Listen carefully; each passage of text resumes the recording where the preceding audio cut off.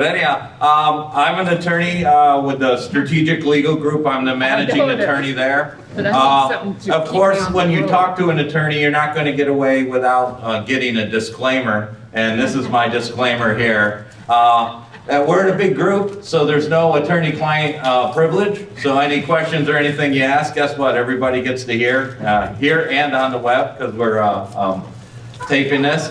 Also, the information I'm going to go over today is very kind of a high-level information. One of the things I love about what I do is everybody's family dynamic and everything's a little bit different. So, you know, the facts that I give today are just like high-level facts. They may not pertain to exactly your situation. So I would recommend that if you, you know, are looking to do something in particular, that you see an elder law attorney who specializes in those kinds of things to help you out. One of the big things and major concerns that a lot of people have in the elder law community that I serve is long-term care, and how will they need it, you know, and the statistics show that over 70% of people 65 and over at one time in their life will have to do some long-term care. As you all know, and I'll go over a little bit later on, is, you know, how do you pay for it? This stuff is not cheap. Also, how will be having to need this care? How can it affect my family? And how do I keep my dignity during this whole process? Which to me is the most important thing of all. My mother suffered from Alzheimer's and dementia. And so my biggest thing when having her taken care of was that her wishes were followed and that she kept that dignity through that whole process. And then, you know, the big thing is having your plan in place to have the people that you want to help you with those wishes. You know, I talked a little bit about numbers, and I'm going to go over a little bit on that for you. But you can take a look at this little map here, and it shows you in the next 10 years the growing population in California that are going to be age 60 and older is going to increase. And all of the little red counties that you see there, it's going to grow over 100%, I believe. 200%. Yeah. Isn't it great? Yeah. Because none of us are getting any younger. I tried that this morning and it didn't look right. So, and then as you can see throughout California, you know, our whole population with the baby boomers and everything growing is just getting older, and we are, you know, our population is getting bigger, because I throw myself into that now. There's an increased need for care. And there's different types of care that's coming in. And according to the U.S. Department of Health and Systems, someone 65 today, like I said, has a 70% chance of needing some sort of long-term care, whether it's in a skilled nursing facility or whether it be home health. And I have a lot of stuff to go through, so that's why I'm kind of going a little bit quick. But the big thing is how you're going to pay for these things. As you can see, it's a pretty expensive proposition getting old. Adult daycare can cost you up to $75 or $77 a day. That's $30,000 a year for somebody to you know, just go to adult daycare for 8 hours a day. Home health aid, I have in there home health aid coverage. I have that in there just at 16 hours. For a day at an average of $23 an hour is about the cost of that now. That's $11,000 a month, which is pretty pricey, or $132,000 a year. And assisted living and skilled nursing facilities, you're talking about $10,000 plus a month for that, or about $127,000 a year. And that's just you know, for living expenses. So a lot of people ask me, you know, how do you pay for long-term care? And Medicare will help you with that if you get hurt. The thing with Medicare is that for it to cover skilled nursing and rehabilitation, you have to spend at least 3 days admitted into an acute care facility or a hospital. And that sounds pretty straightforward or simple, but it oftentimes is not. You fall, break a hip, go into the hospital. A lot of times you're in the ER, an emergency area, for, hours, if not almost a whole day. You get admitted, they take you, get taken care of, and you think you've been there for 3 days, but you don't really get admitted until they actually bring you out of the ER into the hospital. So I've had a lot of clients of mine that I've had to fight with Medicare over when the exact time and date of the admission was, so that they could get covered for the rehabilitation. If you're in there, it's one of the things you really have to talk about, because hospitals are, like everything else, busy and impacted. They want people in and out and get them into the rehab facility. So you want to make sure that you have the requisite amount of time to be able to get in there. Medicare will pay up to 100 days. The first 20 days they pay 100%, which is great. And then days 21 to 100, there's a copay. It just increased this year. It's now, the copay is $170.50, I believe. Yeah. That, a lot of times, if you have a supplement, will be covered. So that's helpful there. The problem is, what you get to is if you have to be there, over that 100-day period, what do you do? Now, to be eligible for this care, you have to be deficient in at least what they call 3 of the activities of daily living. We go by the acronym when we use this as BATted. So you need to be unable to bathe yourself, ambulatory or move around, transfer from bed to wheelchair, or bed to out of bed, toileting, eating, and dressing.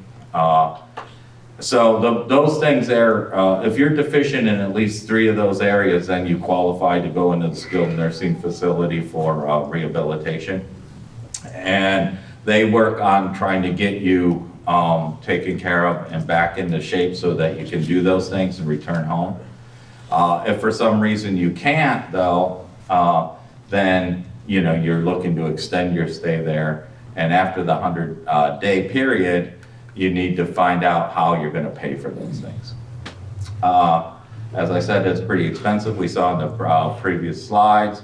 There's a couple ways you can go. You can pay cash using your assets, or you can try to apply for assistance.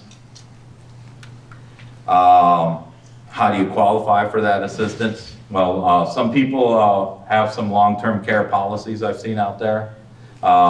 They're actually very few and far between. The insurance companies offered them quite a few years ago. Then when people started using them, they figured it wasn't a great deal to sell. So they stopped selling them for a while. They're getting back into selling them, but they've learned to cap their limits and stuff. But if you have one of those policies, it's a great thing to use. The other thing is to see if you can qualify for benefits. And one of the main things that people use to qualify for benefits is Medi-Cal. Medi-Cal will pay for long-term care for you, and it's a great program. If you qualify for assistance with Medi-Cal, your quality of care can't change. So if you were paying cash for your nursing home care and you went on Medi-Cal, under California law, nothing can change. They can't move your rooms, they can't treat you differently, they can't do any of those things, so that's really nice. But to qualify, the nursing home's going to tell you one of 2 things.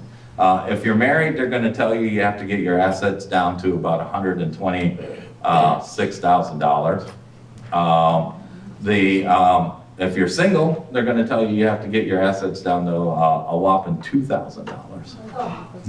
That $2,000 limit has not changed since the start of the Medi-Cal program. We've tried to talk to them to increase it, but to no avail. But is there a way, so Most of the time, these facilities are unaware of different things you can do, so they'll just basically tell you, well, you have to spend down all your money. Once all your money's gone, then we'll get you assistance. But there is a way around that. One of the ways is to do some pre-planning stuff, and one of the main pre-planning guides that you can do is have a good trust together, and I'll talk to you about that. And with that trust, also is to have a strong power of attorney. And then, of course, you want to have all your healthcare documents and stuff in order just for you. If you don't have that stuff in place, there are other ways to assist you as well. I do a lot of this. It's called crisis planning. And it's a little bit more difficult. And it requires some action from the courts, but I often go to court to talk to them, the judge, and explain the situation, get conservatorships, and be able to put stuff away in the trust to protect some of them. So how can the trust help you with some planning? So I got an example here. Say you had a home, modest home, $350,000. You had a couple $100,000 in your 401k. You have cash assets of about $100,000. So you're talking, you have about $650,000 in assets.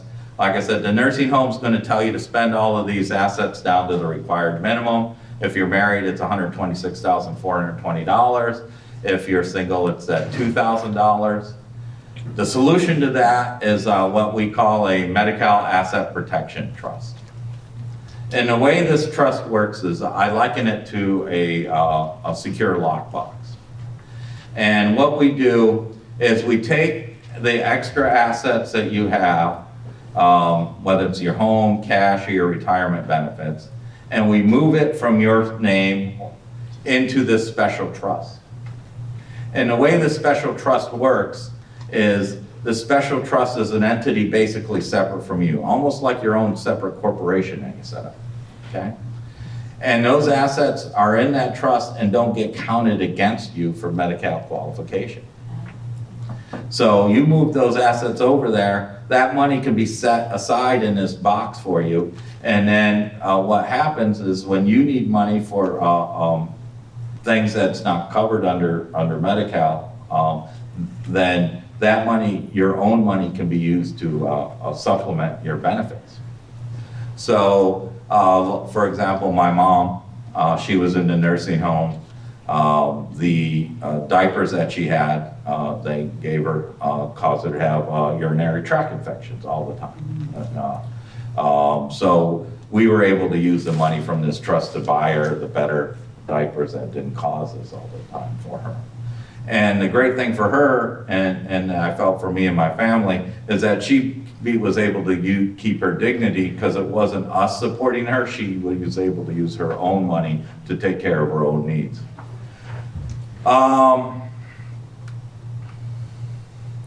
The other issue, though, is if you get on Medi-Cal is what about the income?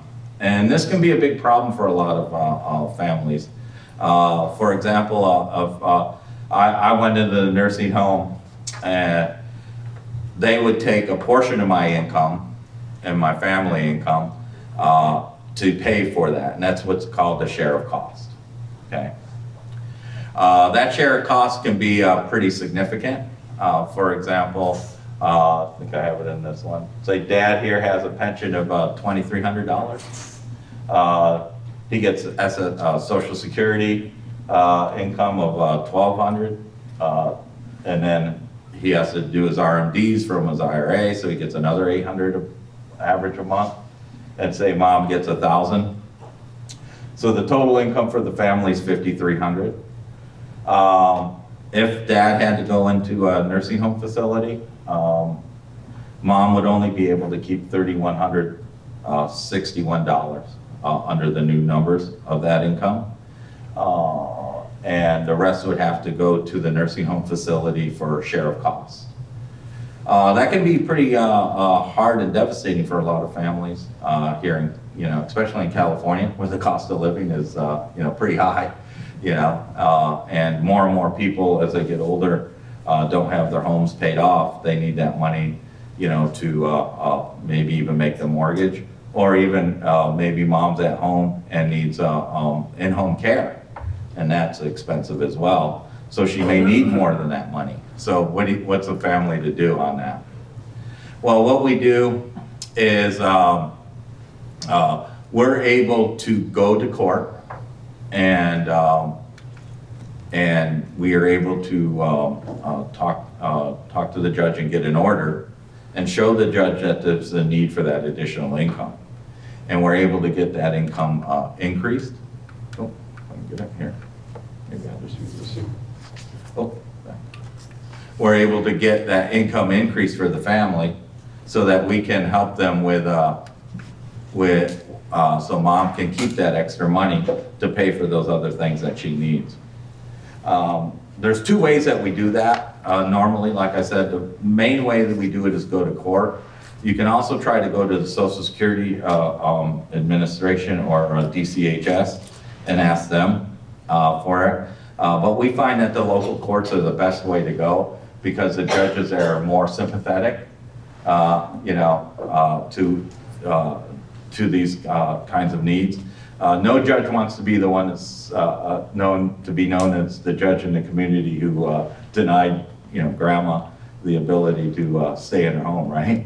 so we use that all of the time to be able to increase that. So we're able to get them into a skilled nursing facility, get that paid for, and still keep all of the family income, which is really good.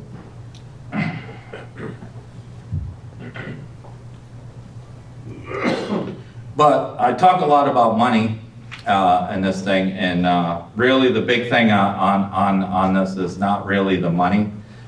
For me, the true goals on this is really to enhance your loved one's quality of life during this last time. I'm an elder law attorney, and that's different to me than an estate planning attorney, okay? Estate planning attorney is important, and I do some estate planning stuff. You know, an estate planning attorney's main goal, though, is to worry about where your stuff goes when you pass away, right?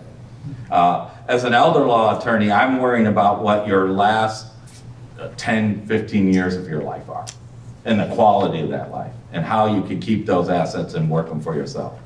Because, like I said, I came to this through personal experience, you know, dealing with my mom's Alzheimer's and getting her the care that she needed. And so this is something that I feel passionate about and really important. It also, you know, my mom never, I knew, wanted to be a burden on me or my sister. And so this, us being able to put these kind of things in place to be able to help her out was something that, you know, I knew made her happy, you know, the last 5 or 10 years, or 5 or 6 years of her life. She just recently passed away last month, so. And then children want their parents to be cared for, of course, by somebody who's proficient and caring, a loving caregiver. I do a whole presentation on caregiving, okay? Caregiving is the most difficult job in the world. I don't know, how many of you have been caregivers? Raise your hand. Yeah, you know, I feel very, very strongly about my caregivers and my family caregivers especially, because you don't know how many clients that I've had where, you know, the daughter's taking care of mom, and the daughter ends up passing away beforehand. Yeah. Because they're so busy taking care of somebody else that they don't take care of themselves, right? Yeah. So I find that that's very, very important. So setting these things up in place, you know, you talk about, well, it's money, you know, it's money, and you're just trying to save money or you know, do that for their inheritance. No, it's not really that. It's just making sure that you have this plan in place to be able to get this stuff taken care of, so that it makes it easier on those who take care of you, so that they can have productive lives as well.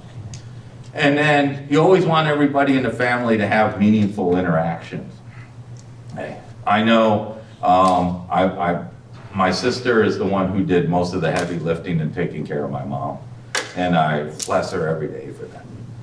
But you want to make sure that you have these things in place so that well, this is for me. I want my assets to be able to take care of me when I get old, because I've just seen it so many times when a parent's assets get all used up, the kids are in there, they're starting to help them, and the dynamic almost switches, right? The parents then almost become the child, and the child, and the child becomes the parent, right? And you don't want those interactions to be that way as you get older. You want the interactions to be one of a loving parent-child all the way through, as far and as long as you can possibly do. And so putting these kinds of plans in place helps those things get taken care of. So that, for me, by removing these burdens of having all of these legal things in place, it lets the families just spend more time together just being families, right? And so, there's other important documents that you want to make sure that you have in place to make sure that whoever's taking care of you and that your wishes are taken care of. And the main thing about it, one of the main things is what's called a power of attorney.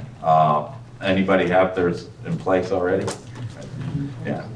Power of attorney is very, very important. And it allows somebody to make financial decisions for you if you're not able to, okay? But there's a little trick with these power of attorneys anymore. And the problem is a lot of people go online or they go to a non-elder law attorney and they get a power of attorney done. And when it comes time to use it, they can't use it because of the banks and the title companies and all of these other organizations now have just tightened up on these things. So, okay, it's just really incredible. California has what they call a California statutory power of attorney. And it's a good power of attorney. You get online, it's 5 pages, it's easy to do, and you just actually initial all of the things that you want your person to be able to fill it out, get it notarized, and it's supposed to take care of you. Problem is, no bank in the world will accept that anymore. So my power of attorney as an elder law attorney, and you can just say it's because I'm an attorney, is 30 pages long. Yeah. And I used to work for a Wells Fargo bank, and one of the most satisfying things for me was one of my clients went in there and they were trying to deny them to be able to use this power of attorney, and they said, well, it doesn't have this in it. I said, really? Did you look at page 27, paragraph 4? And they had to accept it. So it's just amazing now how all of these organizations have almost kind of taken over from what our life and stuff. So you want to make sure that you have these in place, because the other problem with this power, having a power of attorney and kind of that false sense of security is when you need to use it, you're not able to redo it, right? And then if you can't use it, it's no good, right? So you want to make sure that you have those in there. And because a good power of attorney, you have to have some, specific things on there. You need somebody to help you, get benefits, whether it's a government, through Medi-Cal, VA. I'm a VA certified attorney. And so there's great benefits through the VA you can get if you can outlive the VA, by the way. I'll go into a whole different, that's a whole different thing than a presentation. But allows you to do planning, allows you to get specific those Medi-Cal trusts together and stuff. So it's really important that you have a good power of attorney. The other thing now is all your healthcare documents. Those are getting more and more important as we go on. You have your living will and your HIPAA. There's a new forced feeding directive, which I'm pretty excited about. I worked with, I'm a member of the National Academy of Elder Law Attorneys, and we pushed to have this forced feeding directive moved into law here in California so that we can use it. And basically what it says is if you're in stage 6 or 7 of Alzheimer's or dementia, a lot of times your body shuts down. And I saw this with my mom. And so if you're in a facility, they can't let you starve to death, so they force feed you. And they take the spoon, they put the food in your mouth, they hold your mouth closed. It was kind of like my mom making me eat beets. You know, it wasn't very fun, and it wasn't nice to see, and she had to do it every day. This force feeding directive keeps that from happening. So it's nice and helps you keep your dignity. And of course, your final needs instructions. But your living will and your advanced healthcare directives are super important because it allows somebody to make those healthcare decisions for you when you can. You know, you go into the hospital now, the first thing they do, which I always find really amazing, is if you're awake and conscious, they give you a bunch of paperwork, right? You're like, wait a second, I'm sick. The last thing I want to do is sign a bunch of stuff. And you're probably not making the best decisions when you're sick, right? So, you know, to have all of the, you know, they're like, well, who do you want to make your health decisions for you? Well, I guess Joe here on the street who just brought me in would be okay because he's right here, right? And you want to plan this stuff out beforehand, you know, who you want to make those decisions and stuff, and have those directives done for you. It also, a good, well-written healthcare directive will allow somebody to hire and fire, you know, people for you. I've had to do some litigation cases where there was some healthcare workers that were taking care of somebody who probably weren't doing a very good job. In fact, I know they weren't doing a very good job, but we couldn't fire them because we didn't have the verbiage in the directive. You know, they were court ordered. Where if we had the right verbiage, we could we'd get that done instead of having to go to court and be costly. Also, you know, lets people authorize, you know, pain relief medicine and the exact specific kind of medicine. Some people, you know, are more tolerant than others on pain, and some people want certain medicines than others. And good health care directive will have those in there for you. The big thing is a conservatorship. A good trust and a good healthcare directive will protect you from a conservatorship proceeding. And what a conservatorship proceeding is if you don't have any planning in place and something happens to you and decisions have to be made, then someone has to go to court and a conservatorship is started. And so what happens there is the court then appoints somebody who takes care of you, both over your body and helps make those healthcare decisions, and over your finances. And so, you know, I love my judges, but, you know, seeing somebody for just, you know, 30 minutes in a courtroom doesn't always make the best impression. And so you may not have the right person that you would want to make decisions for you, you know, on there. I have, the way my trust is set up is I have 2 beautiful daughters and a son. And my son takes care of all my financial stuff in my trust. He's the youngest one, but he's a computer engineer in San Francisco, does really well, knows numbers really well, all of those kinds of things. I would not want him to make a healthcare decision for me, okay? Very numbers orientated, right? I'm already over the curve, right? He'd be saying, oh, well, Dad's had a good run. That stub toe is no good. We'll put him down, right? I have my 2 wonderful daughters take care of those decisions for me because they're a little bit more compassionate and, you know, and know those things. So, you know, that's why I love what I do. Every family dynamic's different, right? You know, you may want different people in your family to take care of different things. So, you know, you want to look at those kinds of things. And then, of course, you know, whether you, you know, what your decisions and what your wishes are. Do you want them to keep you going as long as you possibly can? You know, with modern technology, they can do amazing things, right? You know, with modern medical technology. Or, you know, if you're already in a coma, you know, and you have a heart attack, do you want them just to let you go naturally? And those things, you know, your wishes are done and made in this healthcare directive so that they know. And that's super, super important. I mean, personally in my family, my dad, I was in the Air Force. And this was back in the 80s when I had hair. And, my dad passed away. He was younger than I was, but they called me and I flew from Europe back to the US. My mom and dad were divorced. I was the oldest child. My brother and sister were both under 18 at the time. And so he was in a coma and in the hospital. And they said, well, you know, because this is before all the paperwork stuff, right? And they said, well, what do you want? And I said, well, I know my dad. He just wouldn't want to lay there in the vegetable. You know, let us all go say goodbye and let him go. And so we did. However, my brother, to this day, will say, well, you're the one who killed Dad. Right? Yeah. You know, so when you have these things written down, it's not only just for you and your wishes, it also brings peace and things for your family. So you want to make sure those are done, you know.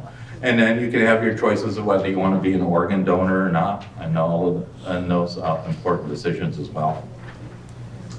HIPAA, the HIPAA waiver, Healthcare Insurance and Portability Act. That I'm sure all of you have known and heard about that now. You know, everything is HIPAA, you know, has to be HIPAA compliant, and you know, they're not able to give information to anybody unless you have this document, you know, signed and done. My wife, we had changed doctors, and I went in for my, I was supposed to go in for a physical, couldn't make it. I asked my wonderful wife if she could, you know, call and cancel my appointment and change it for me. They let her cancel it, but they wouldn't let her change it because they didn't have my HIPAA waiver with her signature on file. Something as simple as that. So you want to make sure you have all of those things done, and so that the people who you want to take care of you can make those kinds of decisions and stuff. So you know, it's for us attorneys, these HIPAA waivers are important too. I make sure that my HIPAA waivers are good for 2 years after you pass away. Why? Well, if you're in a car accident and you got hit and you pass away, and they're going to sue somebody for personal injury stuff, they can't get your medical records unless you have it, so it goes past that. They have to get the court to unseal. So, you know, those kinds of different things, you know, you have to really kind of think about it. So, and then, you know, your living will, we talked about that. Your final disposition instructions. You know, whether you want to be buried, cremated, if you have special religious preferences or special desires. My mom's funeral last month was a beautiful funeral. She was in the Army. She got a full military honors, and that's what she wanted. So it was really nice. She was buried at upstate New York at the Sampson military thing. So she was able to make those decisions of what she wanted and stuff. So it's, you know, it's nice to know all of those things. Elder law, you know, I think I've talked a bit about this. It's not just an old person's problem. One of the things that I really love about what I do is I really can affect the whole family. You know, from helping the caregivers out to, you know, to taking care of, making sure my clients' wishes and desires and hopes are fulfilled through this whole aging process. You know, all of those things is what I really, really, really enjoy about what I do. And the best way to be able to do that is to pre-plan those things and get them in place now sooner than later. And seeing a good elder law attorney to make sure all of those things are in place is key. And there's you know, quite a few of us in Northern California that you can reach out and touch. There's some great resources to find those. The National Academy of Elder Law Attorneys is one website you can go to, and Elder Council is another. They with good attorneys who know the elder law and the community that you serve, that we serve, to take care of those things. But the biggest trick and the biggest thing and the best advice that I could ever give you is to do stuff sooner than later, because a lot of times later never comes, you know, or when it does, it's a crisis, and it just puts stress on the whole family as well, and makes it more difficult for yourself. I have a few minutes. I can like to answer any questions anybody has. Right here. Oh, I okay. have 2 questions, and we're right in the middle of doing that right now. Within the attorney in our area. We were going to put all of our kids, we have 4, on our health care directive, so that when they call from out of state, they're all out of state, you can talk to the doctors and find out what's going on if they're not here. But does that type? But I really only want our daughters to make the health care decisions, the 2 oldest ones. But does the HIPAA, if we have all 4 kids on the HIPAA, would that allow them to talk to the doctors, or should we have them both? So the question was, can you have just certain people on the healthcare directive to make decisions, but other people on your HIPAA waiver so they can all talk to the doctor and be able to participate in those decisions, correct? Yeah, they're 2 separate documents, and I do this oftentimes. You know, even in my own trust, you know, my daughters are the ones who make the decision, but my son can talk to the doctor because he's on my HIPAA waiver. So the people who are on the healthcare directives are the ones who can actually make decisions. But on the HIPAA waiver, you can have, you know, if you want other people to just be able to talk to them so they can, you know, find out about what's going on, you can do that. That's permissible. Thank you. Yes, ma'am. On the bank money situation, when you pass away, is the pay on death a good way to handle that? Yes, so the question was if you can put have a paid on death account for your bank accounts. And basically what a paid on death account is a beneficiary of your bank account. If you have somebody on there, if you pass away, you know, that money goes directly to them. For a lot of small estates, that's a good way to go. The way that paid on death account works is it bypasses probate, so you don't have to worry about the probate issues, and it's any money that is in that account goes directly to that individual person. What I don't recommend is that you put your child on your deed of your house. Okay. I've had many clients who do that, saying, well, I'm just going to put them on as a joint tenant on my deed, on my house, and then when I pass away, they get the house, right? So the problem with that is then part of that house becomes theirs, and if they get divorced, it becomes part of their estate, and you know, their future ex will want some of it. Or if they have to file bankruptcy, or if they get in an accident and they get sued, you know, their name's on your deed, and so therefore, you know, you need to that your house becomes part of that asset and can really mess things up for them. Yes, ma'am. You have a trust made out and you died. Is that just, does that cover the probate part of it? Does it be probate?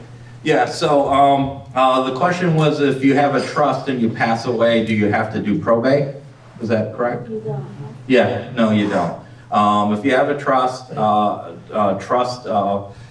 you don't have to probate anything, and if everything goes smoothly, you don't even have to ever go to court for that. So it's a really great thing. How many people here have dealt through the probate process? By a show of hands, does anybody have to do the probate process? Yeah, it's something you want to avoid at all costs. Probate's expensive, and it's lengthy, and it's public, and you know, if you can avoid doing probate, it's the best thing you can do. Any other? Oh, ma'am.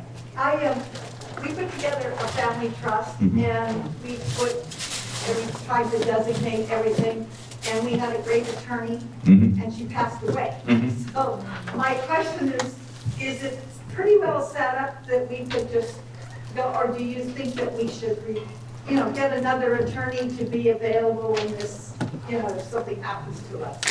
Yeah, so the question was, she has a trust and that attorney passed away? Yes. Yeah, none of us retire, by the way, just so you know. Good attorneys, they don't retire, they just all pass away.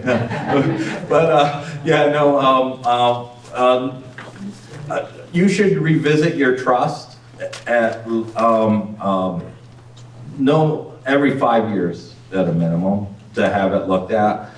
Tax laws change all of the time, and other rules and laws change.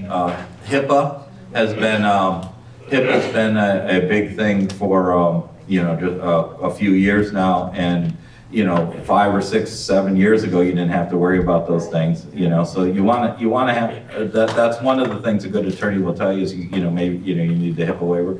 But, the estate tax used to be $160,000 not too long ago. Now it's, $20 million for a married couple or more. So some of the things that were done before an older trust really hurt you now tax-wise, so you may want to have it redone. People need to make sure that they know that you just can't write your will and have it be, you have to go through a trust, or you have to have it done legally. We went through something with a friend of mine that died that has been horrendous because they were ready to sign, people were ready to sign for the house. And the title company realized that the person she had designated as executor had never been approved. There's no legal thing. So you need to have all of that approved when you die as a mess. Yeah, no, she was giving us an example of how a friend of hers, they hand wrote a will, which is called a holographic will. Is that what it was? Yeah. And, those, though legal in California, can often end up causing a lot of issues for families and problems down the road. Yes, sir. My wife has been in a nursing home for over a year now with Alzheimer's and Parkinson's, and we don't have any children. But a few months ago, I got the living trust. Well, she wasn't even able to sign her name on it, so they put it in my name only. Mm-hmm. And we have her nephew, everything's listed on it. But I haven't had anything notarized yet. I've been putting off doing that. And I had a nightmare with the Medi-Cal people. I just had to requalify her spending down. It was just a horrible nightmare, and I'm kind of in limbo. What should I do next? I would recommend that you see an elder law attorney in your area. That's what we specialize in. There may be ways to protect and shelter some of the assets you have. There's a couple things that you really need to worry about when you're talking about Medi-Cal and getting assistance for nursing homes, or if you have somebody in a nursing home. First of all is qualification, getting them qualified for it. But the other thing is what they call collection, which after the person's been in a nursing home, the state can come and collect what they spent on that individual through their estate if you haven't set up a proper trust, or if you have to probate something nowadays. So there's all sorts of different aspects you kind of have to look at. One of my first mentors when I came into law told me that a law was like a crystal ball. You can't just see on the outside, you have to kind of look all the way through because there's all these different layers. And so just answering your question, I could give you direct answers. We'd have to kind of sit down and see what your specific situation would be on Question? that. Another question? You mentioned beneficiaries on your paid on gift, that in the account we have with that beneficiaries. How does the trust fit into that? Because we thought we would put everything into the trust for that. If you have a beneficiary who's has paid on death on your accounts, that will go before it goes into the trust. If you want the money to go into the trust, if you have a trust, you have to make the trust the beneficiary. Okay, and then what we just found out recently though, talking to several people, that really we need to have an account set aside for our two daughters, because they would be, if anything happens to us, they would be coming in, they don't have any money to pay for anything. So keep a separate cash, CD or something, money market in a different account so that they can have access to that for their needs to take care of us. For the final expenses, that Yes. type of thing, yeah. If you have a trust, you can fairly quickly get access to it if they're the successor trustee. They just go in with the death certificate and a copy of the trust that shows that they're the successor trustee, and the bank at that time should. But, you have the issues of, you have to go when the bank is open, get down there and all of that kind of stuff. Some people I know do keep a few $1,000s in a certain, account with just them on there. If the trust is done right and everything, then they should be able to access it even through the trust pretty quick. Young lady in the book now. With the family trust, how careful do you have to be to put everything in it? We have some individual stocks Mhm. that are just in a safety deposit box. Mhm. How does that work? Is that a problem or? So the question was, how careful do you have to be to get everything in a trust? Trust is only as good as the things that you have in it. If the trust is well written and there's provisions in there that say, all my items are, that I want all my items in the trust, an attorney can do what's called a Hagstad petition and get those items that weren't listed specifically in the trust moved over to the trust. When I do my trust, I have particular documents. I'm a car guy. I love cars. I buy and sell cars all of the time. It's a horrible hobby, my wife says. But anyhow, if I had to go to the DMV every time I had to change a title, I'd spend my life at the DMV. So I have documents that I do for my trust that just basically says that, anything that's not in the trust, personal items, stocks, those kinds of things, especially if they're loose leaf certificate stocks, I meant for them to be in my trust, and that will work as well. So, okay. Anything? All right, thank you.